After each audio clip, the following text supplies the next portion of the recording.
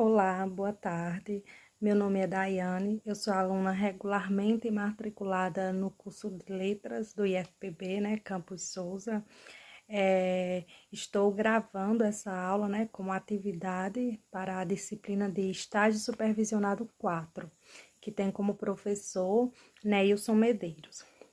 A proposta da aula é uma breve explanação sobre o realismo machadiano, né?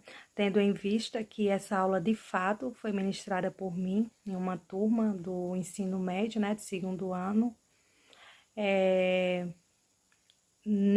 no presente estágio, né? Nesse estágio 4. E tendo em vista que os alunos eles já tinham feito a leitura de um conto de Machado de Assis, do romance de Machado de Assis, né, Dom Casmurro, eu trouxe para inteirar na aprendizagem deles, né, um pouco sobre o realismo machadiano. De início, foi levado para a sala de aula uma breve frase, né, que ela faz menção a Machado, que diz que Machado ele foi o mais fino analista da alma humana, mergulhando densamente na psicologia de suas personagens para decifrar-lhes os enigmas da alma, né? Então isso é bem interessante, né? Até frisei isso. Quem leu Machado, quem teve o privilégio de ler Machado, sabe o quanto é entusiasmante, o quanto você enxerga através da escrita de Machado, o quanto você voa, porque de fato ele decifra mesmo os enigmas da alma humana, da alma humana. Para contextualizar os alunos, né, eu falei sobre a sociedade da época, né? A sociedade daquela época ela era marcada por divisões sociais, né, muito rígidas, como na época de Machado de Assis, né? O indivíduo, ele nasce com o seu destino social mais ou menos determinado pela origem, pela raça, né? Se ele frequentava ou não escola, né? Então, era uma sociedade marcada por teorias racistas, né? Para assim dizer. E o preconceito, ele era muito presente naquela época, né? E Machado sentiu isso na pele, porque Machado, ele era mulato, né? Então, veja só, né?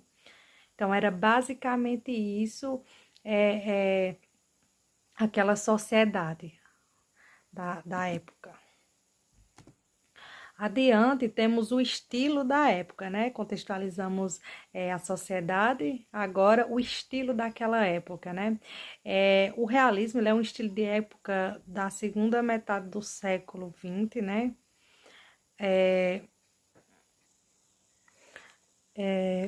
Perdão, século XIX, né? E os personagens realistas, eles apresentam mais defeitos do que qualidades, né? Baseando-se em temáticas do adultério, dos interesses econômicos, da ambição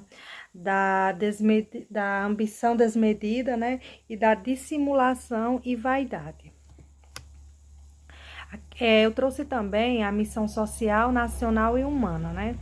Na missão social temos a crítica incisiva dos valores românticos da sociedade, né? O mundo de viúva e de herdeiros, revelação da hipocrisia da sociedade.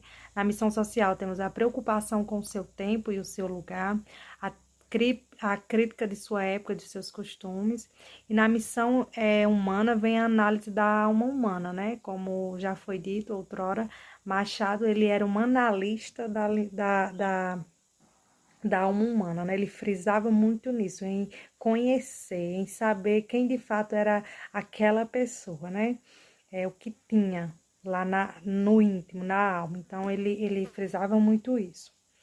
A revelação dos disfarces do indivíduo e tinha muita ironia pessimista, né? Sobre a humanidade. E aqui já fomos adentrando em Capitu, né? Que era, a gente estava falando sobre o livro, né? Dom Casmurro. Então, adentramos em O Centro do Enigma, que era Capitu, né? A construção, né, do enredo, ele se dá com base em fatos, em marcas linguísticas que revelam e negam possibilidades, né? Quem já leu o Dom Casmurro vê que Capitu, que Dom Casmurro, né, de fato é um enigma a se descobrir, né? Que você lê e no final você não tem a resposta que você queria, você não sabe o que, você fica refém da sua própria conclusão, né? E nesse grande enigma que é Dom Casmurro, Capitu ela tá no centro, ela tá cercada de personagens masculinos, né, como o Escobar, Ezequiel e Bentinho, né? Na relação entre eles, paira uma dúvida que não é sanada pelo autor, que é aquela que eu acabei de falar, né, que a gente lê e no final, e aí, eu quem vou ter que dizer o que foi que aconteceu, né? Então, no final, tem a dúvida que não é sanada pelo autor. Quem traiu ou não traiu, né? Na verdade.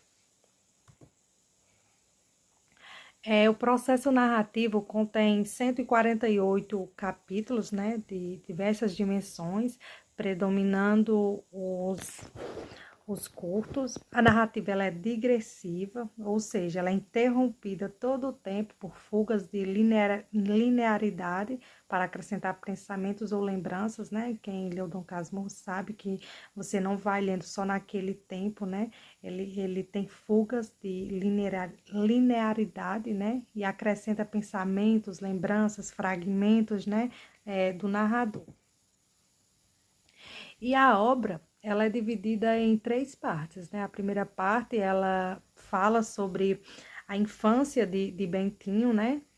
E parte da adolescência. A segunda mostra o seminário, o ciúme que Bentinho tinha por Capitu, mostra também o casamento de Escobar e Sancha e mostra também a saída do seminário. Na terceira parte, mostra a relação de Capitu e Bentinho e a morte de Ezequiel.